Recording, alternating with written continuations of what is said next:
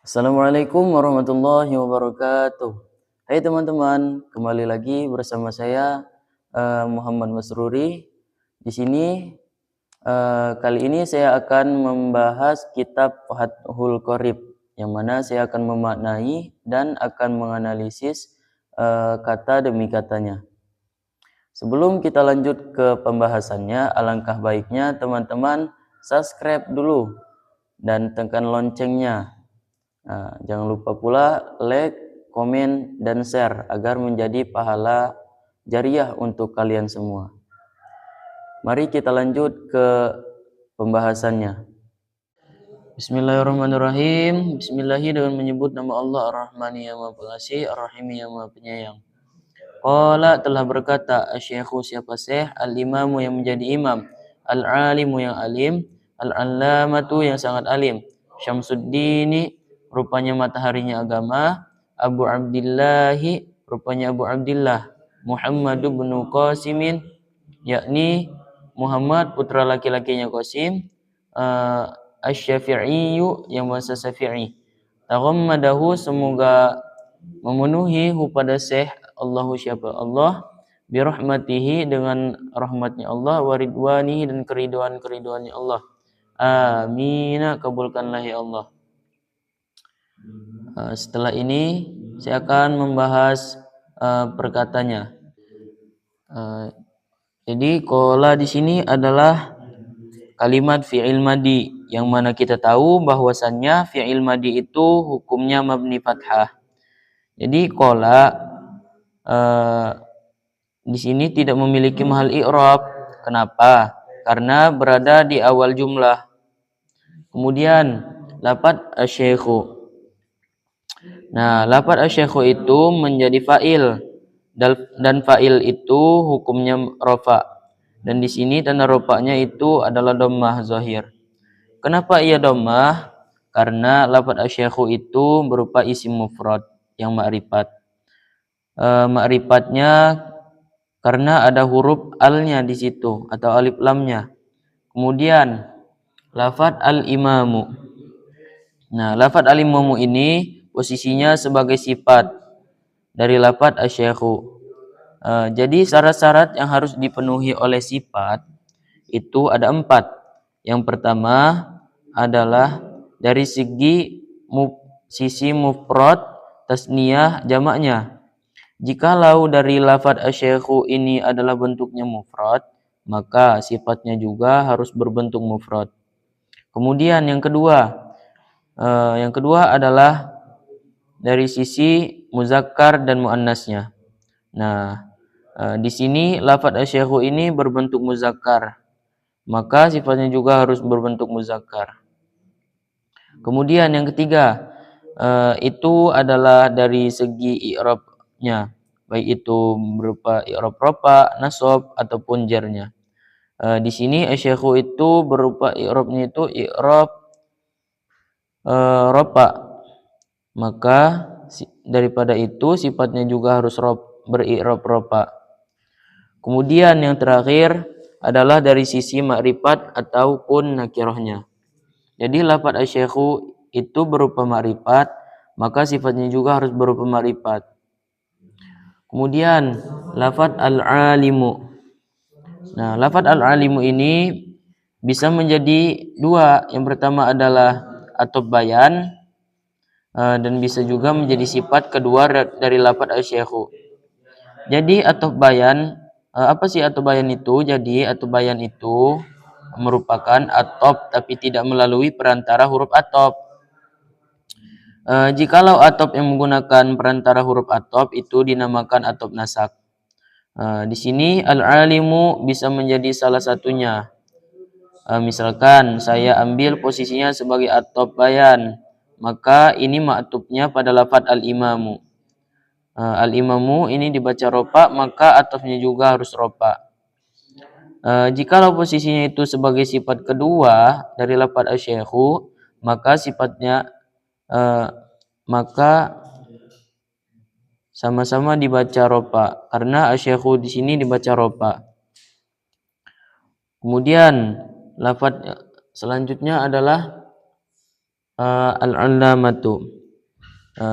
Jadi al-allamatu juga sama, bisa menjadi atau bayan, bisa juga menjadi sifat ketiga. Dan lafaz al-allamatu ini adalah sighat mubalaghah, yang artinya menyangatkan. Di situ taknya itu bukan tak muannas, tetapi taknya ini berupa tak mubalaghah. Di sini juga sama dibaca ropa. Kemudian lafaz Syamsuddini. Lafaz Syamsuddini ini bisa menjadi dua juga, seperti bisa berupa atau bayan dan juga bisa berupa sifat keempat dari lafaz asy-syaikhu. Tetapi uniknya di sini lafaz Syamsuddin ini merupakan bentuk tarkib idofi atau tarkib idofah yang terdiri dari dua lafaz. Jadi tarkib idofah itu merupakan gabungnya dua kalimat atau lebih. Yang kalimat pertama dinamakan mudhof dan kalimat yang kedua atau yang setelahnya berupa mudhofun ilaih. Untuk i'rabnya ini berupa ropa yang diambil i'rabnya ini adalah i'rab dari mudhofnya.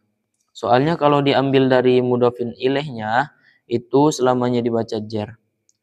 Kemudian lafaz Abu Abdillah Muhammad.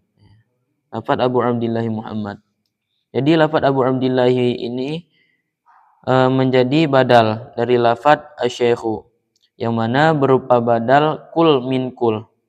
Jadi lafaz Abu Abdillah ini berupa tarkib idofah, namun terdiri dari tiga kalimat. Yang pertama adalah abun, yang kedua adalah abdun, yang ketiga adalah Allah. Jadi bacanya Abu Abdillahi. Jadi lafaz Abu ini sebagai mudhof.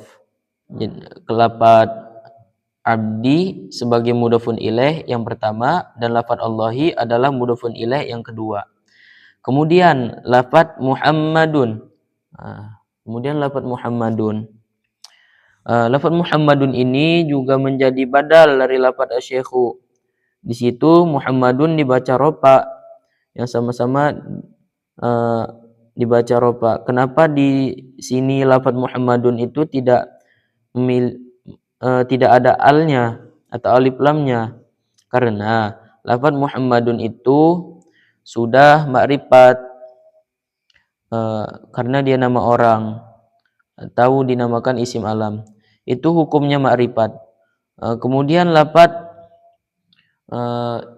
Ibnu Qasimin. Lafaz Ibnu Qasimin ini berupa badal dari lafaz Muhammad. Bukan badal dari lafaz asy-syaikhu, tetapi lebih tepatnya kepada lafaz Muhammad. Nah, kenapa di situ hamzah wasolnya itu dibuang? Ya karena itu digabungkan dengan Muhammad, lafaz Muhammad, karena itu diwasolkan. Kemudian lafaz asy-syafi'iyyu. Kemudian lafaz asy-syafi'iyyu ini merupakan sifat dari lafaz Muhammad. Kenapa kok di sini lafaz asy-syafi'iyyu diberi iya? Jadi begini. Jadi lafaz atau kalimat isim yang tidak bisa menjadi sifat itu ketika hendak dijadikan sifat diberi iya nisbat, dan menyesuaikan juga apabila yang dijadikan sifat itu muzakkar berarti memakai iya nisbat saja. Tetapi apabila yang disifati itu muannas, maka ditambah ya kemudian ta. Kemudian lafaz taghammadahullahu bi rahmatihi wa ridwanihi amin. Ini merupakan jumlah mu'taridah. Apa sih jumlah mu'taridah itu? Jumlah mu'taridah itu jumlah jeda. Jadi jumlah ini tidak ada keterkaitannya antara jumlah sebelumnya dengan jumlah setelahnya juga. Jadi jumlah mu'taridah ini sering kita jumpai ketika kita membaca hadis. Mari kita bahas jumlah mu'taridah ini. Pertama adalah lafaz taghammada. Jadi lafadz taghammada ini posisinya adalah sebagai kalimat fi'il madi yang mana mabni fathah zahir, dan hu-nya di sini adalah kedudukannya itu berupa maf'ul bih muqaddam.